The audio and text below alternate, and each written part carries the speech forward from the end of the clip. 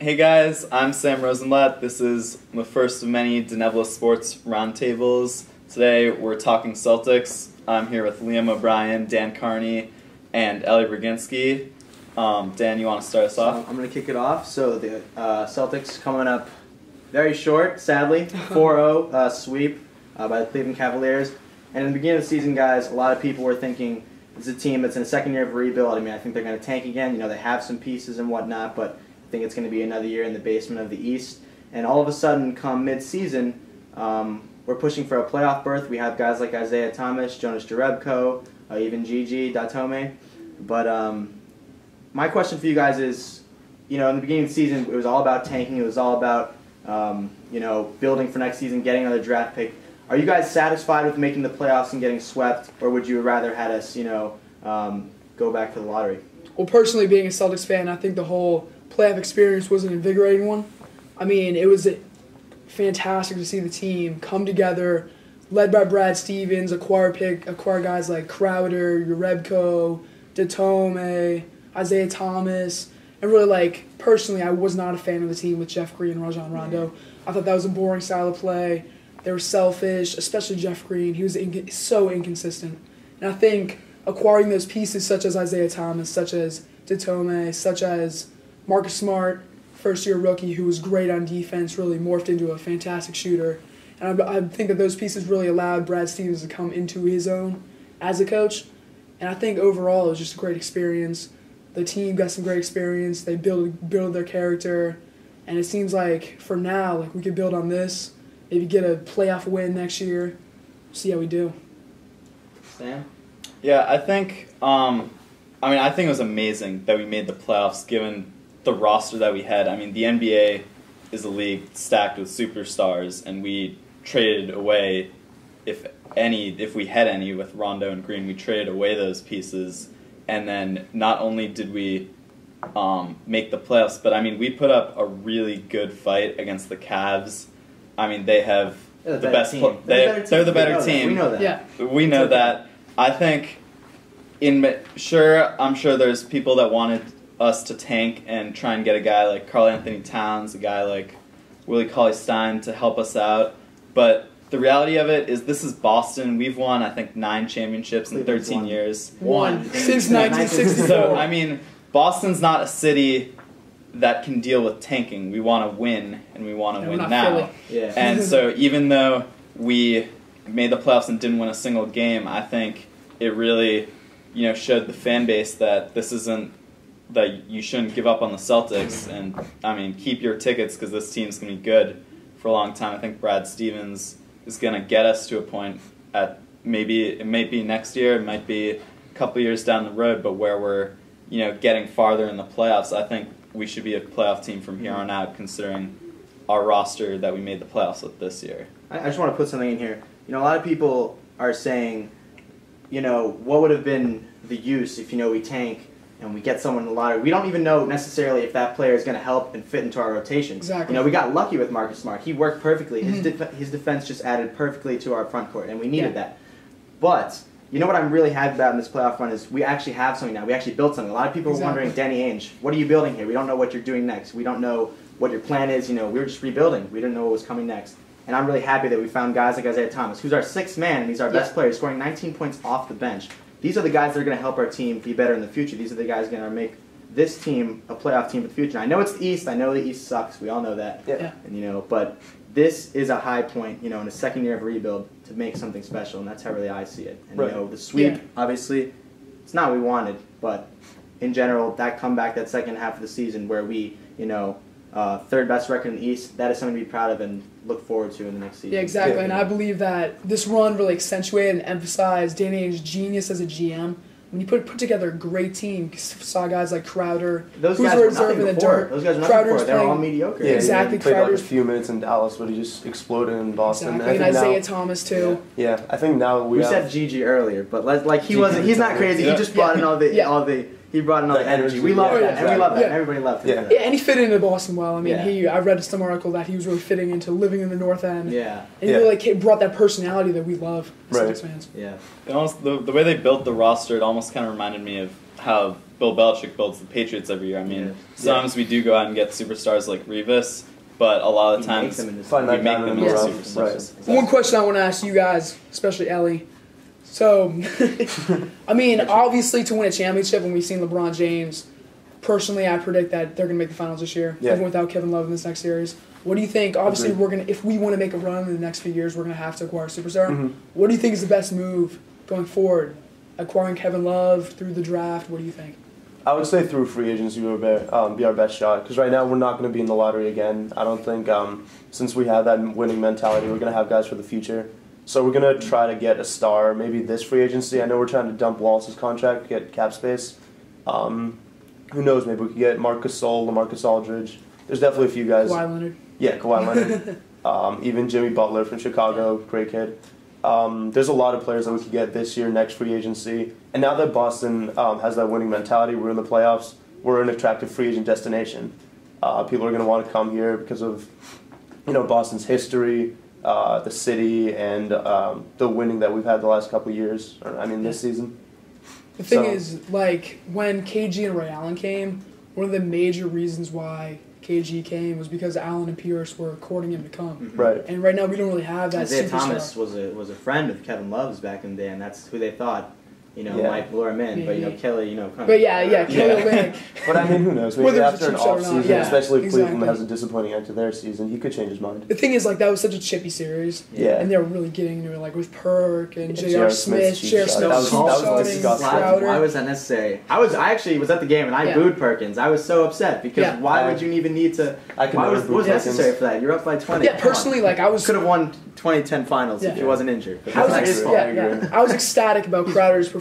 Like, I was at Game 3, and I mean, though LeBron had like 31 in that game, he's pushing him off his spot. There's one play where there was at midcourt, he was guarding tight, and just forced the backcourt violation. The crowd went crazy. Yeah. Right. Even the best defenders in the NBA can't guard LeBron, but they can just limit him, like Kawhi Leonard in the last finals. Yeah. The other things, in this whole series, we lost every game by between 8 and 15 points, but we were in every single game until the end. I think Game 3, we were in it. I think Evan Turner just hit a 3, and if we had got a rebound, 3 minutes, we were down by 3. If we had got that rebound before Kevin Love hit that 3, they're two different been rebounds. Even Game 4, at one point we were down by it was 19. I don't know if it got to 20. But you just see the heart in these guys. They want to be out there. They want to be doing something for the city. Yeah. They never gave up. Most teams, say you're the Knicks, you have nothing going for you. You're going to give up if you're down 19. But the Celtics, this is playoff the basketball. Raptors are a perfect example of that. Yeah. Game 4, they're down 3-0.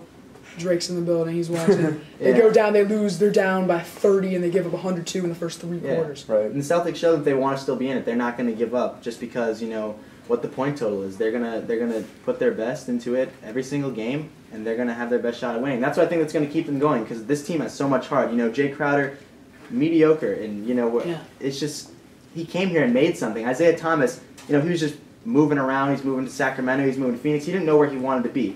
Now, right here, he has the fans behind him. He's got a great coach behind him, and I feel like he just has a sense of wanting to be here.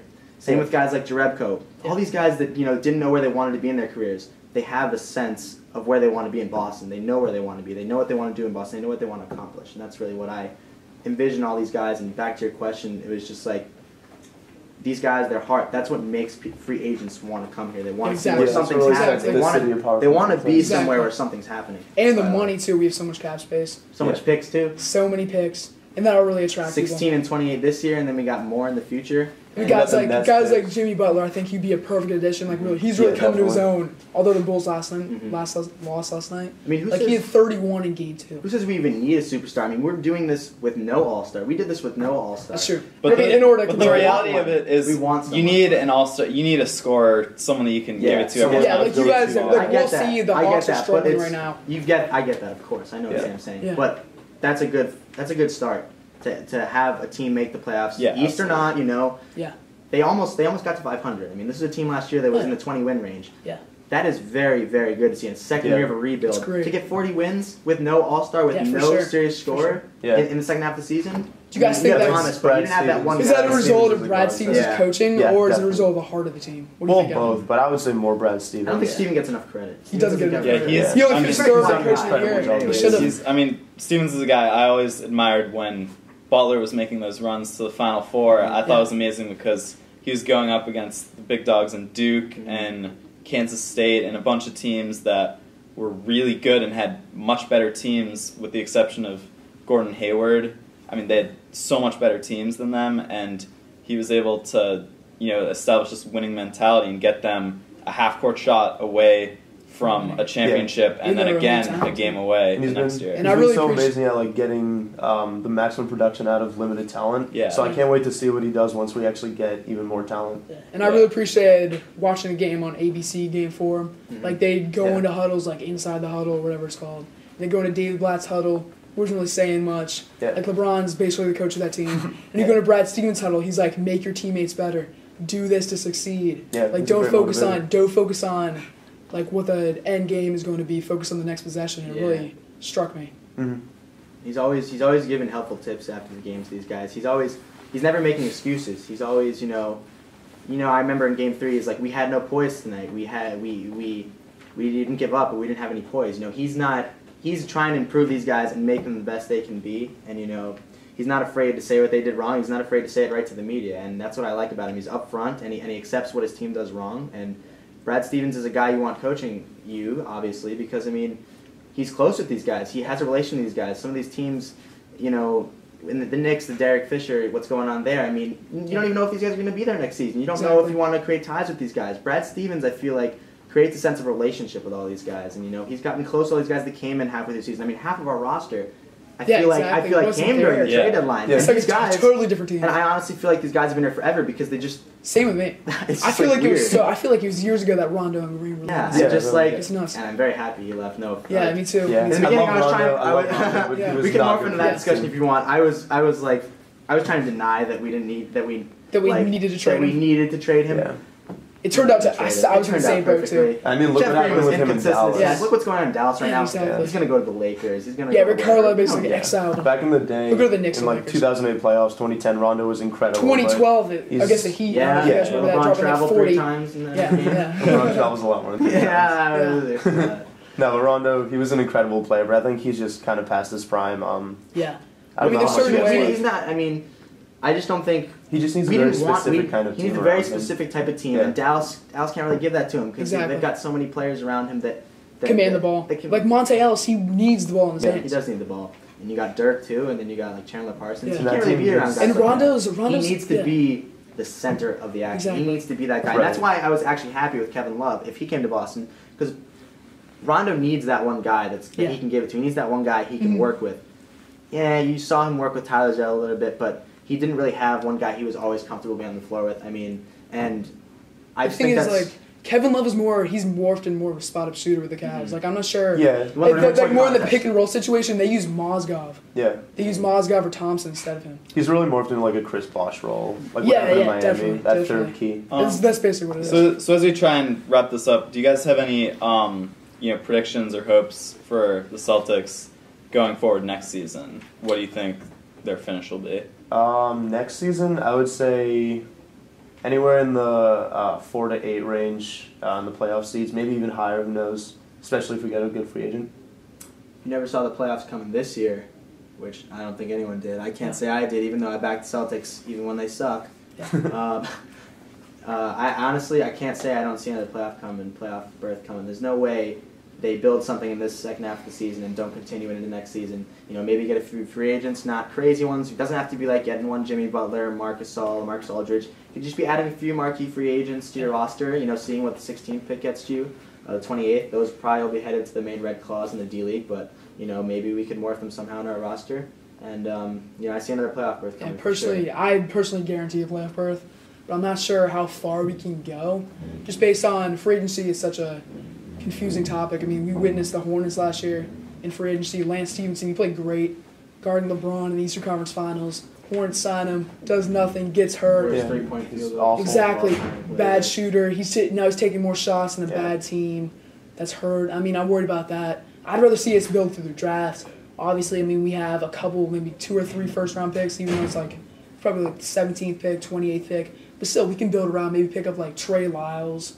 We got swept, but we have the momentum going. Yeah, exactly. We have that determination going next season. They counted us out in the beginning of the season. We came back strong in the second half of the season. why can't we be successful to start a brand new season, a fresh season? Exactly, and we relied on guys like Marcus Smart, Isaiah Thomas, and we get some of those guys, so maybe like mid-level free agents. We don't need to attract like a huge LaMarcus Aldridge, Marcus Aldridge. I love that. It would help. And we're a lot better than our record. I think, Yeah. personally, I feel like next year, I think we have the potential to be like a 5 or 6 seed, and I think if we get a more favorable matchup, obviously it's more entertaining to play LeBron and the 2-seeded Cavs, but if we get, a team that we match up better against, I think we can definitely win a first-round series, and maybe we won't beat a LeBron next year, but I think we can be more competitive and take it to a 6 or 7 game series rather than being swept. Yeah. Absolutely.